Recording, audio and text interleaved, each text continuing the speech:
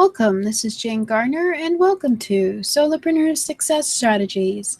Today on Solopreneur Success Strategies, it's all about your customer. So it's all about your strategies with your customer, and it's called World Domination Wednesday because, of course, you want to be the center of your customer's world in terms of your product or service. And we've been discussing, of course, a variety of ways to do that with your customer. So let's go and get started on World Domination Wednesday. Who are your customers? Well, of course, everyone is not your customer. And we've been discussing over the last few months on, first off, who is your customer? Because, of course, it's the customers are those who want your solution to their problems, or they want your solution to fulfill their desire. There are over 3.5 billion people now online today, and this is previous month's values of 3.3. It certainly increased very quickly, and you want to be able to find your customers in order for them to come and work with you. So we had a look at previously who were your ideal customers and how you could define first off, of course, what they want, and if you can give that to them. You have to know where to find your customers. You have to know when and how they like to buy. And it's always good to know what the ideal customer experience is. So to find out a bit more about those episodes that you have mentioned, you can go to my YouTube channel at jgtips.com/YouTube. Look for the Solopreneur Success Strategies channel, and then go and look for my World Domination Wednesday. Actually, I'm starting to put together a playlist and going backwards there. So you can go and catch up on some of the previous episodes on defining who is your customer, where do they buy, and what is a good experience for them, and how to create that in your business. We also looked at how to convert your prospects into customers. And we have been discussing a certain idea that there are different buying styles of customers.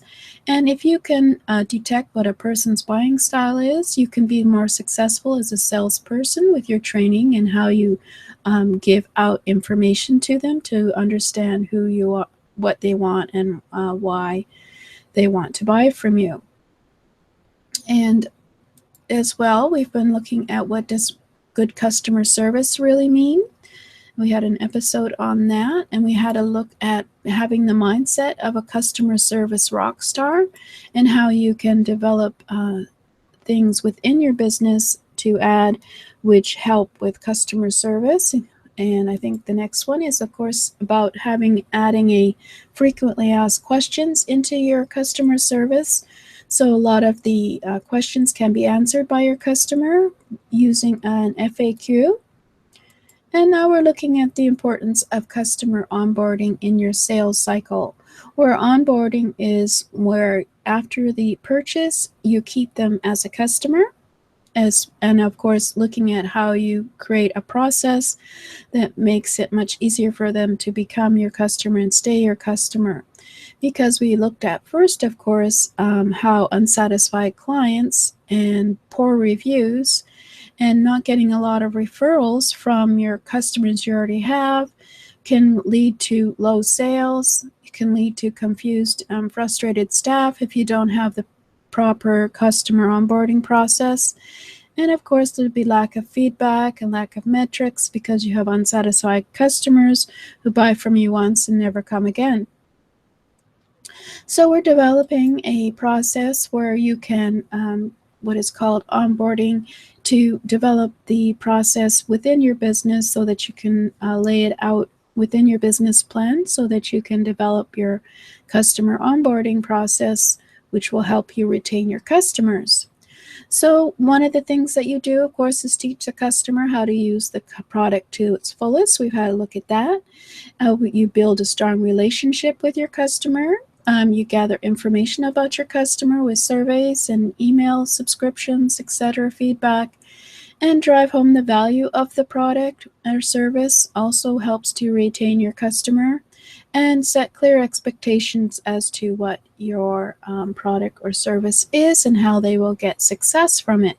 So those are all ways to develop a good onboarding process to keep your customers. And we've been going through the overview of the onboarding process. Right now we're looking at planning the onboarding process with the big pictures and details of the experience of post-purchase. And then we'll go through the others, including the first 30 days and beyond the first week. But for now, we're just looking at the post-process of the purchase. And so we had a look at the big picture after the post-purchase experience. So we created a big picture list of what will they do with the product or service and how will it give them long-term and short-term results from using the product or service. And then we also are looking now at we looked at the post-purchase experience. We looked at the details of it. So flesh out the details by considering how they're going to get the deliverables that you're going to give them for your product or service. How will they install it? What's the installation like? Does it need any instructions for the installation? What are the features of your product or service, and how will they benefit from them? How will they use it differently? Maybe do you need to maintain the product or service for them? What are some of the problems that have come up for the product, and how you can answer those problems? And of course, especially what are the benefits for your customer? So once you've done the big overall picture, now you go into the details, and then consider the following for each for your tasks. What platform are you going to use to interact with your clients, and what content will you create, and when will you create that content, to create all the details to make a good post-purchase experience. And today we're going to look at the points of contact for your post-purchase. We can consider all the points of contact with your customer within the post-purchase. What exactly do you get? Do you get any physical contact? Is it all by email? Is it all by the internet? Is it all on a webinar? Is it all through your customer service desk after the post-purchase? Do you have any personal contact at all with your customers, and how are they going to actually become raving fans if you don't have any contact with them? So make a visual representation and timeline of all your points of contact, whether you put them onto an email list after purchase or whether you have any customer service desks, etc., and explain what happens with all those points of contact. Then maybe you'll see that there's some missing points of contact that you should put into your details. So create a graphic timeline, mind map, or spreadsheet which shows all the ways that your customer has any contact with you at a future date after purchase. So for example, on the internet, if you have a webinar and they purchase on the webinar, do you add them to an email list, and what is the series of emails you use to educate them about their purchase? And or are you going to have another webinar in a couple of weeks discussing any other benefits to your purchase? Identify ways that you can offer help at each point. Are you willing to be able to give them your email address on a personal level so they can email you back with any questions so you can answer back quickly? Are you going to send them any videos about tutorials about what they can do with their purchase once you figure out maybe some new ways to use it? What are all the ways that you can create a better relationship with your customer post-purchase?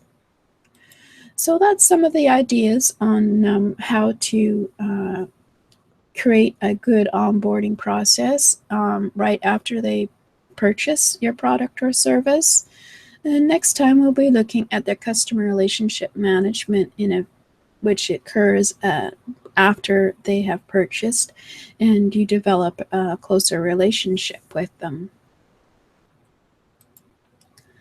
So hopefully that'll give you a good idea of some of the things that you have to add into your customer service management plan.